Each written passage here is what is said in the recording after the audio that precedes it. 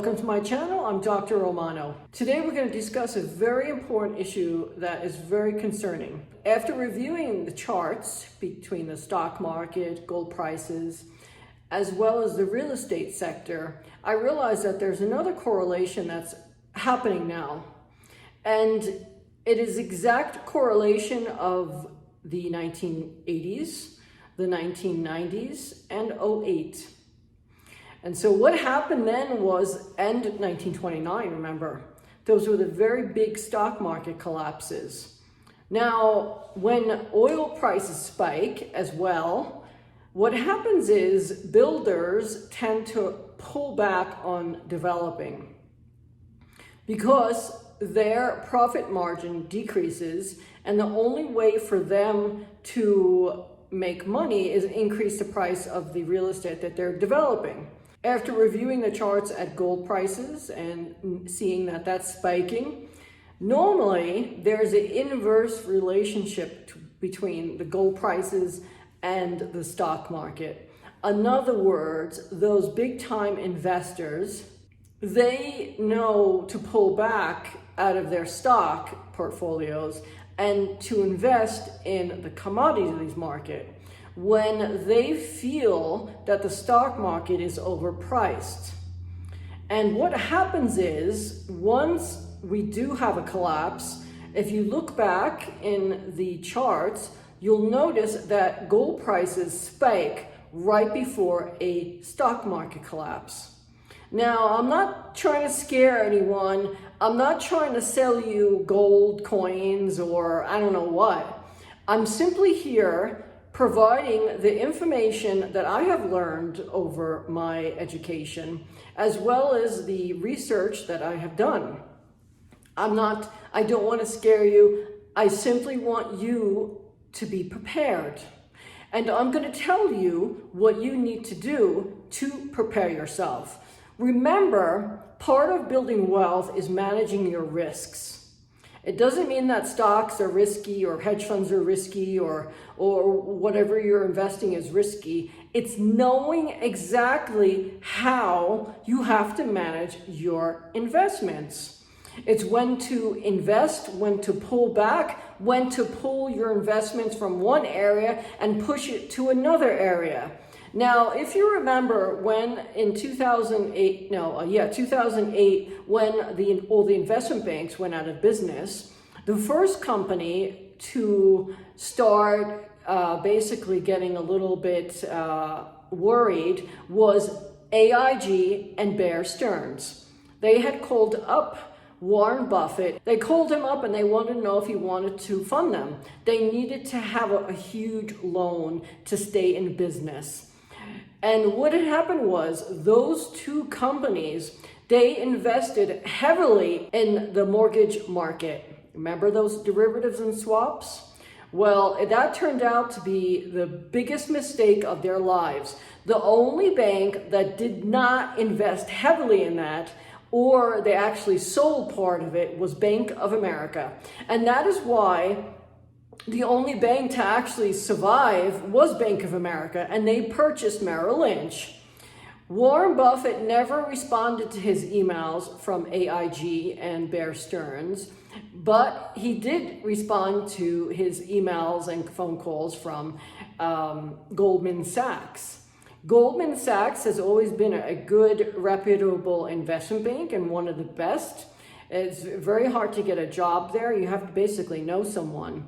And also Merrill Lynch was also a good company. However, all of the banks had invested in a market that was very profitable, but when the markets were doing good. Now, again, you should never put all your eggs in one basket, right? We all know that. But yet, the 5 investment banks did that, and they all went bankrupt. So if they were smaller, like a hedge fund is, they would not have been focusing on such a heavy market. And their risk management strategy would have been more tailored to their investments. But because they have so many different investments, that they're trying to focus on, they were not capable of doing that. Now remember, when you work for yourself, you have a different mentality. Hedge fund managers work for themselves. And that's why the hedge fund community did not go bankrupt during the stock market collapse of '08. And that's something to note. That's a very important key to realize where quality has been created. And that's in the hedge fund industry. I'm not here trying to sell you hedge fund investments. I'm not putting links on my profile to hedge funds or funds of funds.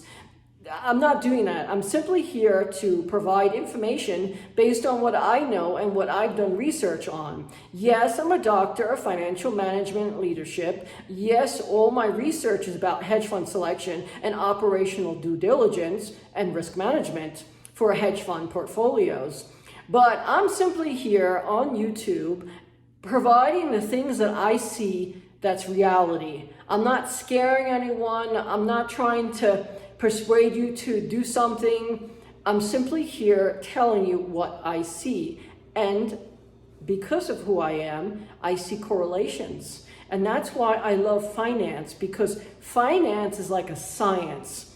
It doesn't change to the opposite. It's always to one way. And science is yes or no, so is finance. So as of today, I've been looking back for this past year, and remember, now the government has basically said that landlords could evict people. Landlords over a year and a half, are struggling to pay their mortgages. They're not getting rent from their tenants who aren't paying, particularly the big cities. Outside the big cities, it's less. People are still, they still have their life, they're still working, etc. But the big cities and those landlords, they're having huge difficulties. Now remember what happened in Manhattan before the financial collapse. There's a real estate developer, I'm not going to tell you his name, but he owned a building in Midtown Manhattan across the street from the Plaza Hotel. And there's a toy store on the first floor. He bought that building and he put up his real estate portfolio and he purchased it. However, right before the stock market collapse, he was having trouble paying his mortgage because the offices and the businesses were pulling out. Well, what's happening today? A lot of people are working from home and they're getting used to it. And a lot of companies think that they could save money by doing that. However, it's a different type of, quality that you're getting from management, as well as people really focused on doing their job, etc. But I don't want to get into that in this video. I'm making another video about working at home and the implications to management, how it affects the company itself. So in this video, I'm talking about, we have oil prices spiking. That means it costs a lot of money for products to be made. The building sector, logically, the real estate market has gone up so much over the past 5-6 years. For it to go up any more is very questionable. You have to remember, yes, two people could buy a house, and yes, you take both incomes to get a mortgage, but their incomes aren't rising like real estate prices are, and the cost of goods.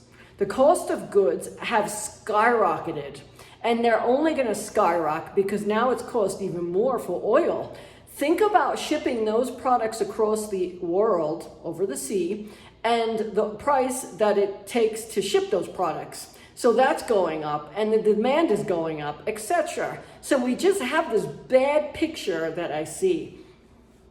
Next, the gold prices are spiking. As I mentioned, those who know finance, they always pull out of their stock investments and they invest in the commodities market. I made another video about investing in gold and when to do so. So if you don't want to invest all your money in gold, which you shouldn't do that, however, you should always have between 20 and 30% of your total portfolio in gold, and you never sell it. However, the other 70%, you need to be like a trader. So when the stock market is doing really well and it's incredible, gold prices go down. That's when you invest in gold because it's cheap. And then you sell it when it's spiking and the stock market collapses. About 6 months to a year after the stock market collapses, that's when you sell your 70% of your gold and you invest it back in the stock market when it's cheap. That's the strategy that you're supposed to have, but not everyone does that. Not everyone knows to do that. Now, you can also, remember, take your retirement portfolio and you could speak with your accountant and you could ask him what you need to do to pull out of the stocks, the mutual funds, whatever you have, and invest it in possibly gold ETFs or actual gold coins. You can do that. It's better to take your assets and keep it in your own hands and manage it than allow investment banks to do that. Remember what happened? It happened several times. Now, the second thing that really scares me is that, so the real estate market, so every time we have a stock market collapse, it's actually because of the real estate market. The real estate market starts to slow, and what happens is, when it starts to slow, that means people aren't able to pay their mortgage.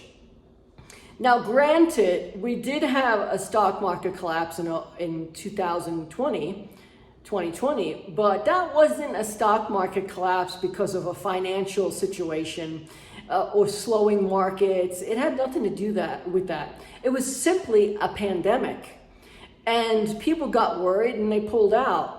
However, in this type of stock market collapse that's about to happen, now I'm not here to tell you it's going to happen within a month or 2 months or a year. Remember, our government invested trillions of dollars into our market. So that's going to prop up the stock market as well as the real estate market for a while. Remember George Bush era. So his stock market collapse literally was prolonged by about 3 or 4 years. And around 3 or 4 years, people kept questioning the real estate market. Yes, at that time we had a lot of Russian billionaires and Chinese billionaires buying up our cities and our corporate buildings as well as expensive real estate. But this time around, I don't think we're going to have that because the prices are already high for them. Secondly, China is not doing so well, and Russia is not doing so well. Secondly, we have government risk. In 2008 and 2009, we didn't have government risk. We weren't really fighting a war. Yes, as of this week, the US pulled out of the Middle East. However, what happens if we get an attack at home? The stock market will collapse overnight. And it would set a rolling domino effect on a lot of other markets. Because a lot of other markets will stop and slow down as well, like the building sector, unfortunately. And not only building sector, but the oil prices are still spiking, and I don't see oil prices going down anytime soon. So this whole picture, I see gold prices spiking, I see oil prices spiking, and I see real estate prices spiking. Real estate prices can only go up so much. Yes, granted, we had a lot of people move out of big cities and they moved into different parts of the US, and it propped up those markets, like the market that I live in. It's actually booming right now. But the typical person, that balance of what their income is to what real estate prices are now, they won't be able to continue purchasing real estate with their income. It's just a logical thing, right? That's why I say if you have real estate, sell it now at the height of the market. If you have your stock investments, sell them now and invest it in the gold market. As well as, you should always remember, keep cash on the side. Not a lot of cash. at least 5 to 10% of what you're worth. I hope you take this information and you look at the stock charts of the New York Stock Exchange. You also look at gold prices. So I want you to do it yourself. You don't have to believe me. Do it yourself. Take your computer and look up the gold prices over 100 years. And also do the same thing for the New York Stock Exchange. Real estate prices, I don't know if there's a chart, but you could probably look for one. But you know, based on the history, the late 1980s, the real estate market went up. The late, 2000 to 2010, the real estate markets went up. And now over the past 5 or 6 years, real estate prices have been going up in an enormous way.